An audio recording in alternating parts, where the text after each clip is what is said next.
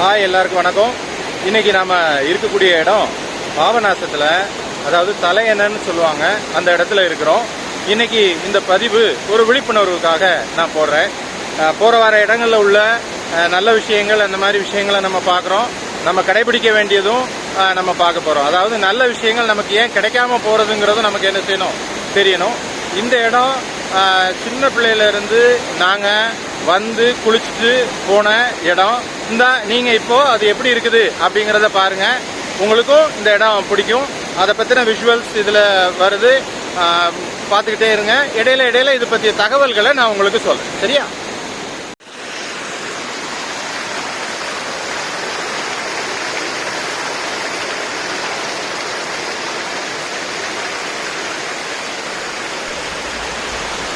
இந்த இடத்த தலையணை அப்படின்னு சொல்லுவோம். தலையணைன்னு ஒன்று படுத்து தூங்குகிற தலையணைன்னு நினச்சிக்கிறாங்க. தலை அணை, மேலே இருக்கக்கூடிய அணைங்கிறதுனால இந்த தலையணை அப்படின்னு சொல்லி பேர் வந்துச்சு. இதிலிருந்து தண்ணி தாமிரபரணியோடைய மெயின் ஸ்ட்ரீம் ஆற்றுக்கு போகுது. அதுக்கு அடுத்து பாசனத்துக்காக 2-3 இடத்துல இது வாய்க்கால்கள் என்ன செய்யுது, வாய்க்காலாக பிரித்து தண்ணியை அனுப்புகிறாங்க.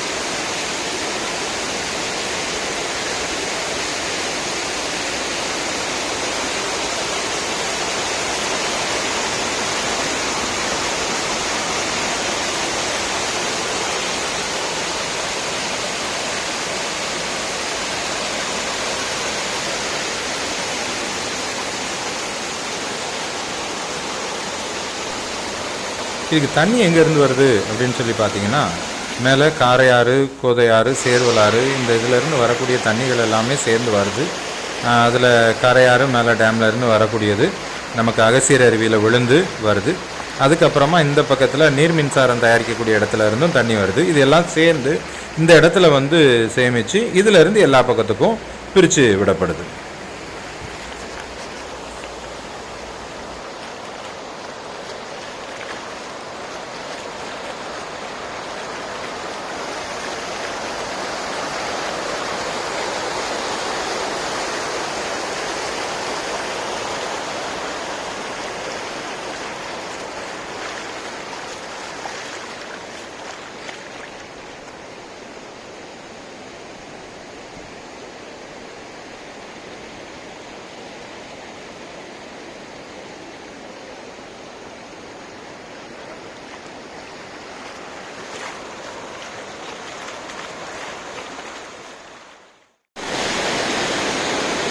இவ்வளவு நல்லா இருக்கக்கூடிய இடத்துல ஏன் குளிக்கக்கூடாது அப்படின்னு சொல்லியிருக்கிறாங்க அப்படின்னு சொன்னால், வெளியூர்ல இருந்து வர்றவங்க இங்கே சிலர், நம்ம ஆளுக்கு தான் தெரியுமே, டூரிஸ்ட் பிளேஸு அப்படின்னு சொன்னாலே ஜாலியாக எதையாவது பண்ணுறோம்னு சொல்லிட்டு ஏதாவது ஆழம் தெரியாமல் காலை விட்டு மாட்டிக்கிறாங்க. அதனால யாருமே இங்கே வரக்கூடாது அப்படின்னு சொல்லி நிர்வாகம் ஒரு உத்தரவை போட்டிருக்குது. இந்த பதிவு கூட நம்ம ஒரு விழிப்புணர்வுக்காக இந்த இடத்துல எடுத்திருக்கிறோம். யாருக்கும் இங்கே அலௌடு கிடையாது. லோக்கல்காரங்க மட்டும் லைட்டாக தலையை காட்டிட்டு போகிறாங்க. அது கண்டு காணாமல் இருந்துக்கிறாங்க. அதனால் இங்கே யாரும் வரக்கூடாது அப்படிங்கிறது தான்.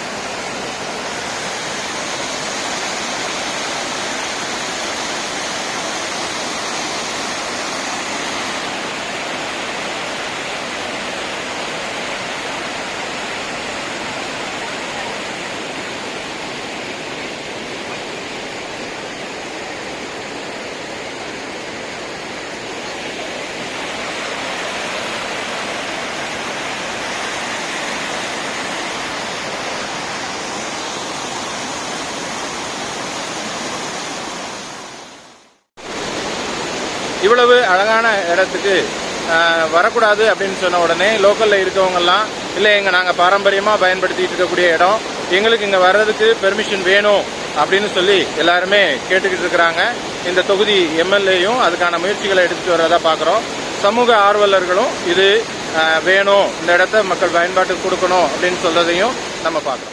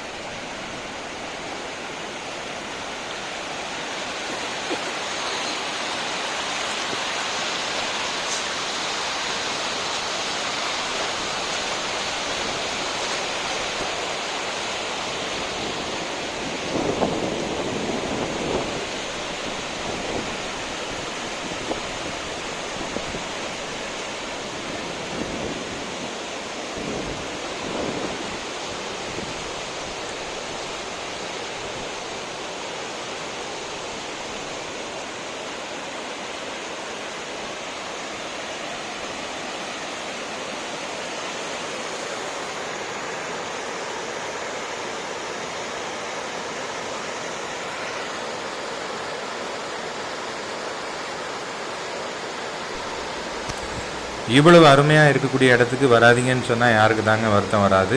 எல்லாருமே அந்த வருத்தத்தில் தான் இருக்கிறோம். அதே சமயத்தில் மக்களும் இதை புரிஞ்சுக்கிடணும், போதுமான விழிப்புணர்வோடு இருக்கணும் அப்படிங்கிறது தான் நம்முடைய ஆசை. கூடிய விரைவில் அரசாங்கமும் இதை கருத்தில் கொண்டு முறையான பாதுகாப்பு வசதிகளோட, பாதுகாப்பு நெறிமுறைகளோட இதை எல்லாரும் பயன்படுத்துறதுக்கு அனுமதி தருவாங்க அப்படின்னு சொல்லி நம்புவோம். வருடம் முழுக்க குற்றாலத்தை சுற்றுலாத்தலமாக இருக்கிற அளவுக்கு ஏற்பாடு பண்ணுவோன்னு முயற்சிக்கிறவங்க, வருடம் முழுக்க உண்மையாகவே இது சுற்றுலாத்தலமாக இருக்கக்கூடிய, எல்லாரும் வந்து போகக்கூடிய ஒரு புண்ணிய நதியாக திகழக்கூடிய இந்த இடத்த மக்கள் பயன்பாட்டுக்கு, முறையான நெறிமுறைகளோடு தருவாங்க அப்படின்னு சொல்லி எல்லாரும் மாதிரியே நாமளும் நம்புகிறோம்.